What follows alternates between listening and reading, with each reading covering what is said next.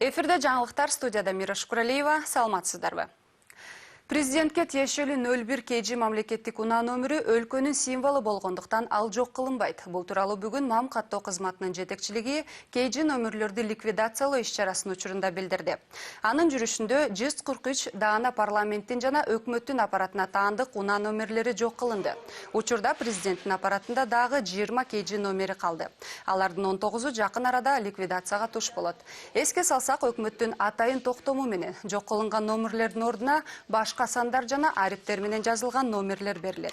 Белгилей кетчү нерсе, жаңы номерлердин кандайдыр бир өзгөчө белгилери болбойт. Мындан улам жолдо бардыгы ээлеген кызматына карабастан айдоочу статусуна гана ээ болот дешет Мам каттоонун өкүлдөрү.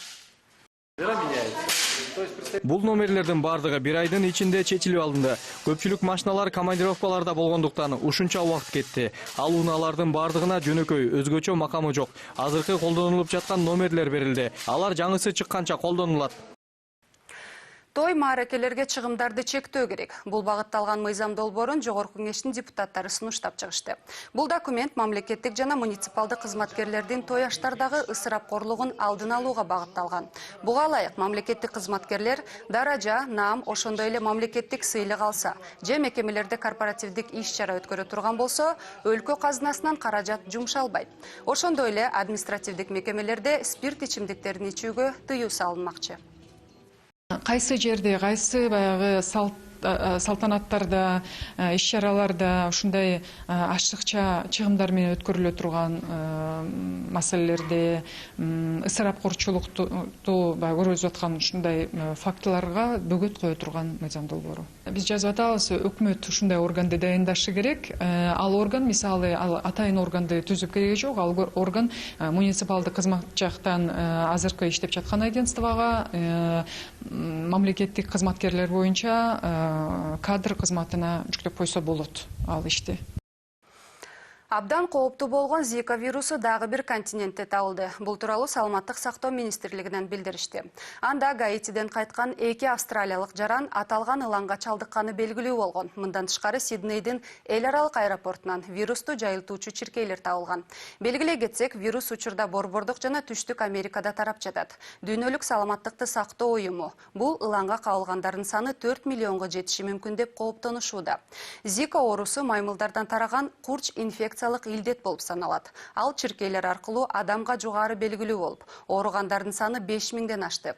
Аталган вирус көбүн эсе кош бойлуулар үчүн өтө кооптуу, себеби ал түйүлдүктүн баш мээсине доо кетирет. Учурда бул Зика вирусу менен ооругандар дүйнөнүн 27 өлкөсүндө катталган.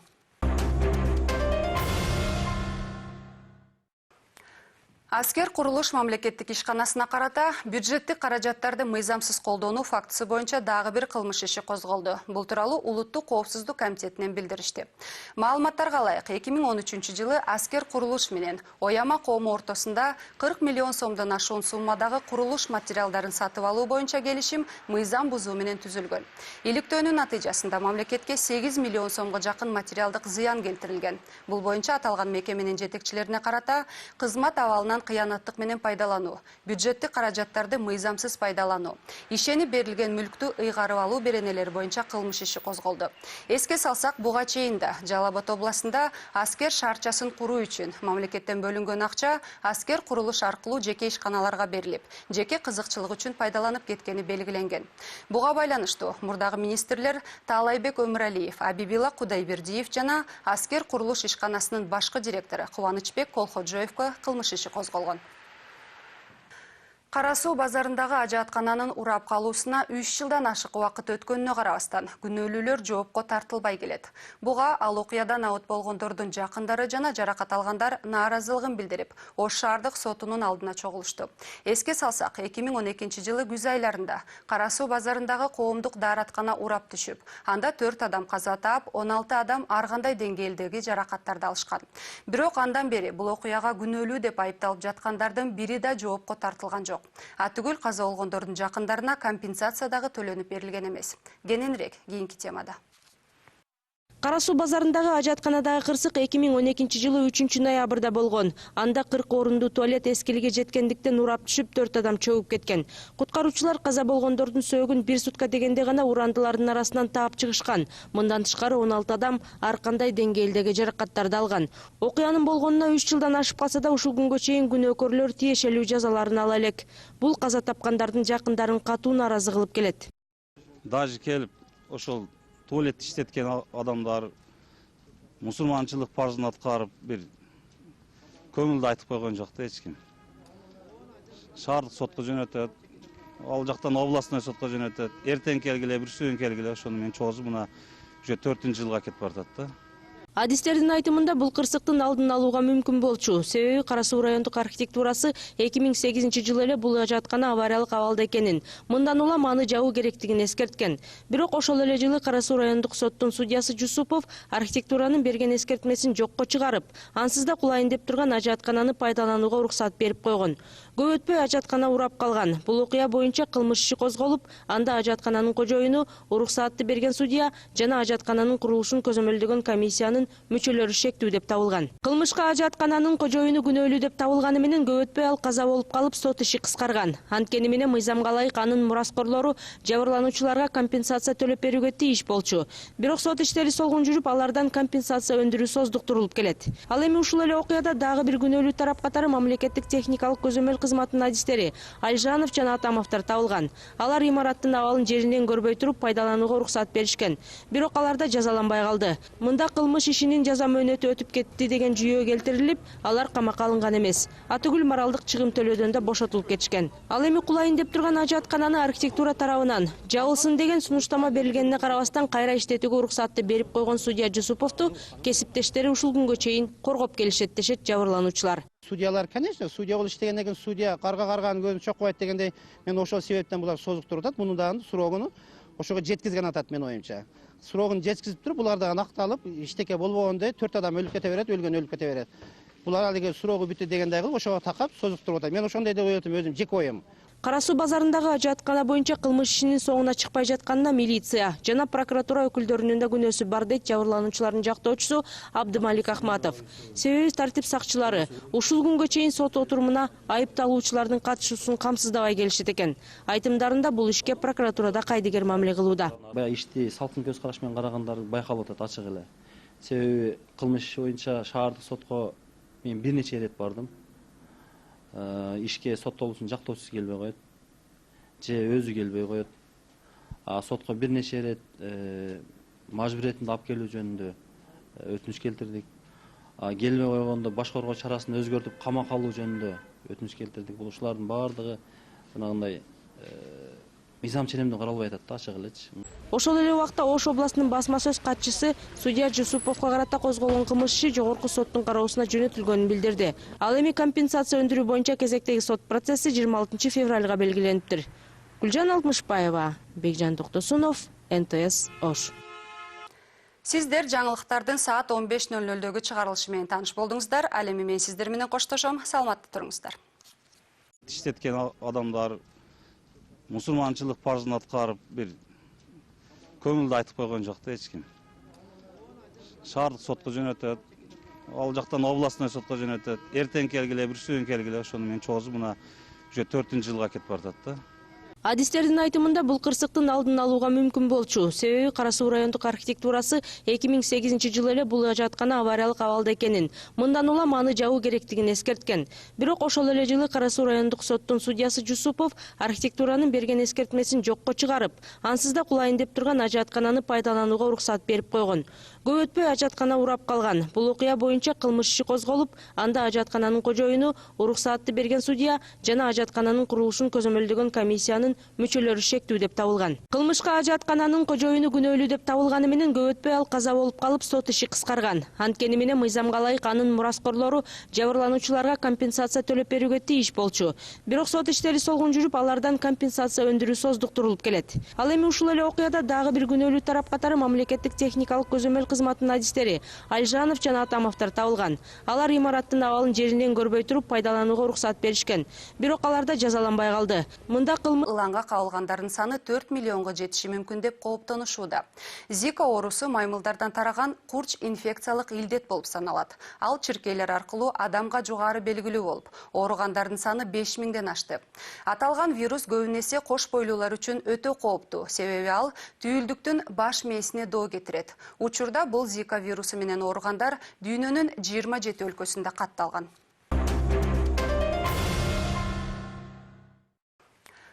Аскер курулуш мамлекеттик ишканасына карата бюджеттик каражаттарды мыйзамсыз колдонуу фактысы боюнча дагы бир кылмыш иши козголду. Бул тууралуу Улуттук коопсуздук комитетинен билдиришти. Маалыматтарга ылайык, 2013-жылы аскер курулуш менен Ояма коому ортосунда 40 миллион сомдон ашуун суммадагы курулуш материалдарын сатып алуу боюнча келишим мыйзам бузуу менен түзүлгөн. Иликтөөнүн натыйжасында мамлекетке 8 миллион сомго жакын материалдык зыян келтирилген. Бул боюнча аталган мекеменин жетекчилерине карата кызмат абалынан кыянаттык менен пайдалануу, бюджеттик каражаттарды мыйзамсыз пайдалануу, ишенип берилген мүлктү ыйгарып алуу беренелери боюнча кылмыш иши козголду.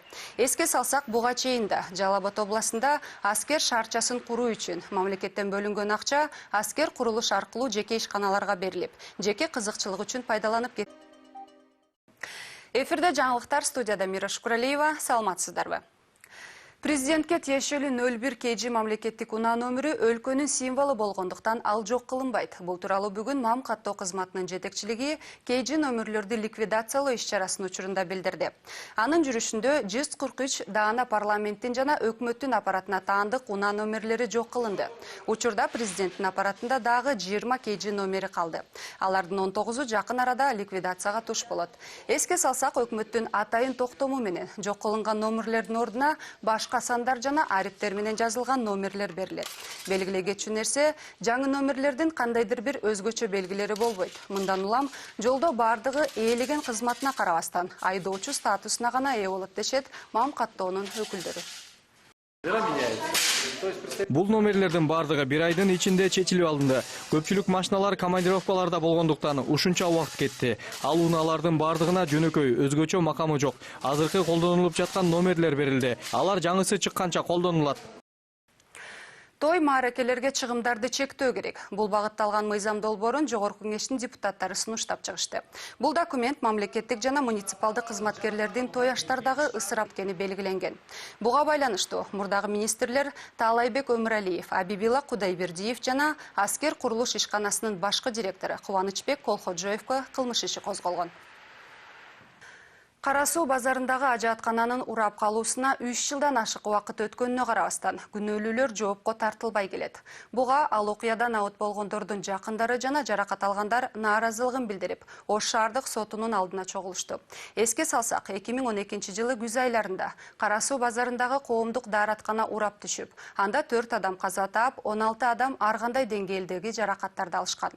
Бирок андан бери бул окуяга күнөөлүү деп айыпталып жаткандардын бири да жоопко тартылган жок. Атүгүл каза болгондордун жакындарына компенсация дагы төлөнүп берилген эмес. Кененирээк кийинки темада. Кара Суу базарындагы ажаатканадагы кырсык 2012-жылы 3-ноябрда болгон. Анда 40 орундуу туалет эскилиге жеткендиктен урап түшүп 4 адам чөгүп кеткен. Куткаруучулар каза болгондордун сөөгүн 1 сутка дегенде гана урандылардын арасынан таап чыгышкан. Мындан тышкары 16 адам ар кандай деңгээлдеги жаракаттарды алган. Окуянын болгонуна 3 жылдан ашып калса да ушул күнгө чейин күнөөкөрлөр тиешелүү жазаларын ала элек. Бул каза тапкандардын жакындарын катуу нааразы кылып келет. Даже келип ошол туалет Корлугун алдын алууга багытталган. Буга ылайык мамлекеттик кызматкерлер даража, наам, ошондой эле мамлекеттик сыйлык алса, же мекемелерде корпоративдик иш-чара өткөрө турган болсо, өлкө казынасынан каражат жумшалбайт. Ошондой эле административдик мекемелерде спирт ичимдиктерин ичүүгө тыюу салынмакчы. Кайсы жерде, кайсы баягы салтанаттарда, иш-чараларда ушундай ачыкча чыгымдар менен өткөрүлө турган маселелерде ысырапкорчулукту көргөзүп аткан ушундай фактыларга бөгөт кое турган мыйзам долбоору. Биз жазып атабыз, өкмөт ушундай органды дайындашы керек. Ал орган, мисалы, атайын органды түзүп кереги жок. Ал орган муниципалдык кызмат жактан азыркы иштеп жаткан агентствого мамлекеттик кызматкерлер боюнча кадр кызматына жүктөп койсо болот ал ишти. Абдан кооптуу болгон Зика вирусу дагы бир континентте табылды. Бул тууралуу Саламаттык сактоо министрлигинен билдиришти. Анда Гаитиден кайткан 2 австралиялык жаран аталган ыланга чалдыкканы белгилүү болгон. Мындан тышкары Сиднейдин эл аралык аэропортунан вирусту жайылтуучу чиркейлер табылган. Белгилей кетсек, вирус учурда Борбордук жана Түштүк Америкада тарап жатат. Дүйнөлүк саламаттыкты сактоо уюму бул